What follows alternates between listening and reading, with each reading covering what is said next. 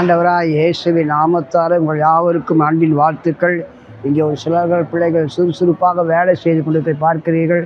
வேதம் சொல்கிறது, ஜாக்கிரதையுடைய கை ஆளுகை செய்யும், சுறுசுறுப்பாய் வேலை செய்வடைய கைகள் பலப்படும், மென்மேலும் உயரும் என்று வேதம் சொல்லுது. இந்த உழைப்பின் நிமித்தமாய் பல நன்மைகளை பெற்றுக்கொண்டு ஆசீர்வதிக்க போகிறார்கள்.